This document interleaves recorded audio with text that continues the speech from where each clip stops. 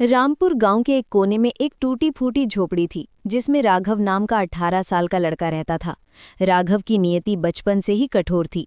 जन्म के समय उसकी मां चल बसी और जब वो केवल 8 साल का था तो उसके पिता शंकर जंगल गए और रहस्यमयी ढंग से गायब हो गए। गांव के दयालु सरपंच और उनकी पत्नी ममता ने राघव को अपने बच्चे की तरह पाला। एक दिन राघव ने आत्मसम्मान के साथ सरपंच से कहा, काका, मैं अब आप पर बोझ नहीं बनना चाहता। मैं जंगल जाकर लकड़ी काटूंगा और शहद इकट्ठा करूंगा। सरपंच ने भारी मन से उसे अनुमति दे दी, लेकिन चेतावनी दी कि जंगल अब भी रहस्यों से भरा है। अगली सुबह राघव कुल्हाड़ी लेकर जंगल पहुंचा। तभी उसकी नज़र एक विशाल और अजीब सी कोयल पर पड़ी। राघव तब हैरान रह गया जब कोयल इंसानी आवाज में बोली, राघव, डरो मत। मैं तुम्हारे पिता शंकर को जानती हूँ। वे मरे नहीं हैं बल्कि जीवित हैं। राघव की आंखों में चमक आ गई। कोयल ने कहा, मैं एक राजकुमारी थी और मुझसे भूलवश एक साधु का अपमान हो गया तो उन्होंने मुझे श्राप देकर कोयल बना दिया। अगर तुम मुझे इस श्राप से मुक्त कर दोगे तो मैं तुम्हें तुम्हारे पिता से मिला दूंगी और तुम्हें बहुत अमीर बना दूंगी। कोयल ने राघव का विश्वास जीतने के लिए उसे गुप्त गुफा में ले जाकर हीरे जवाहरात से भरा बक्सा दिखाया और कहा, पहले तुम ये ले जाओ और अमीर बनो, परंतु इस बात को किसी को भी जिक्र नहीं करना, वरना मेरा श्राप मुक्त होना और तुमसे तुम्हारे पिता का मिलना दोनों काम बीच में रह जाएंगे। राघव ने कहा, ठीक है, मैं ये किसी को नहीं कहूंगा, और वो खजाने की पेटी लेकर घर की ओर चल पड़ा। राघव खजाना लेकर घर पहुंचा, जिसे देखकर सरपंच दंग रह गए। सरपंच ने पूछा, बेटा, तुम्हें ये सब कहाँ से मिला? राघव को कोयल की शर्त याद आ गई। उसे डर लगने लगा कि सच बोलने पर वो अपने पिता से नहीं मिल सकेगा। ये सोचकर उसने झूठ कहा कि जंगल में लकड़ियां काटते समय एक गुफा में मिला, जिसे मैं घर ले आया। सरपंच ने कहा, राघव बेटा, अक्सर राजा महाराजा अपने राज्य के खजाने को सुरक्षित करने के लिए गुफाओं में रखा करते हैं। यदि ये राजा की संपत्ति हुआ और उन्हें ये पता चल गया कि तुम ले गए तो वो हमें जान से मार देगा। पकड़े जाने के डर से सरपंच राघव को लेकर बादशाह के दरबार पहुंचे। लालची बादशाह ने फौरन झूठ बोल दिया कि ये खजाना उसी का है और उन्हें थोड़ा सा इनाम देकर टाल दिया। इस घटना ने राघव को और दुखी कर दिया, क्योंकि वो जानता था कि ये खजाना राजा का नहीं है, पर उसे लगा कि दौलत से ज्यादा उसे अपने पिता की जरूरत है। उसने कोयल की बात पर पूरी तरह भरोसा कर लिया था, इसलिए चुपचाप वो अपने घर आ गया। पूर्णिमा की रात आई।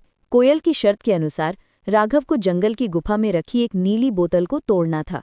जैसे ही राघव बोतल तोड़ने बढ़ा, वहां सरपंच और एक सिद्ध साधु पहुंच गए।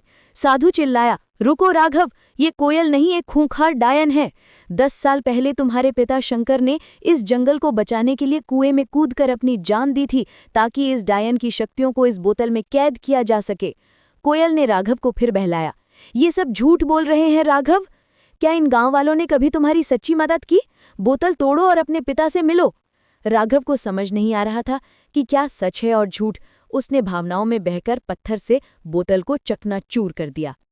जैसे ही बोतल टूटी, कोयल एक डरावनी डायन में बदल गई। उसकी हंसी से पूरा जंगल कांपने लगा। वो चीखते हुए बोली, मूर्ख लड़के, तूने खुद अपनी मौत को दावत दी है। अब मैं इस गांव के एक एक इंसान को मार डालूंगी। राघव को अपनी बड़ी भूल का एहसास हुआ। उसने रोते हुए साधु से माफी मांगी और उपाय पूछा। साधु ने भारी मन से कहा, अब केवल एक ही रास्ता है। जिस कुएं में तुम्हारे पिता ने बलिदान दिया था, अगर उनका ही खून, उनका बेटा आज उसी कुएं में अपनी मर्जी से जान दे तो ये डायन फिर से कैद हो जाएगी। राघव ने एक पल भी नहीं गवाया। अपने गांव और अपने माता पिता के सम्मान के लिए वो भागता हुआ कुएं के पास पहुंचा। सरपंच के रोकने से पहले ही राघव ने जय माता दी का जयकारा लगाया और कुएं की गहराई में कूद गया। राघव के कूदते ही डायन की शक्तियां छिन गई और वो फिर से एक बेजुबान कोयल बन गई। जंगल में शांति छा गई, लेकिन गांव ने अपना एक और सपूत खो दिया। आज भी रामपुर के लोग उस कुएं के पास दिया जलाते हैं, उस बहादुर लड़के की याद में जिसने अपनों के लिए खुद को कुर्बान कर दिया। इस कहानी से हमें ये सीख मिलती है कि अंधविश्वास और भावनाओं में बहकर लिया गया निर्णय आत्मघाती हो सकता है। लालच और जल्दबाजी में अनजान लोगों पर भरोसा करने से पहले बड़ों की सलाह और सच्चाई की परख करना जरूरी है। साथ ही ये कहानी हमें अपनों की सुरक्षा के लिए त्याग और निस्वार्थ बलिदान की प्रेरणा भी देती है। अरे वाह, आपने तो पूरी कहानी अंत तक देख ली। आप तो कमाल हैं। अब जल्दी से कमेंट में बताइए आपको कहानी का कौन सा हिस्सा सबसे ज्यादा पसंद आया। वीडियो पसंद आई हो तो लाइक जरूर करें और ऐसी ही मजेदार कहानियों के लिए चैनल को सब्सक्राइब करना मत भूलिए। मिलते हैं अगली धमाकेदार कहानी के साथ।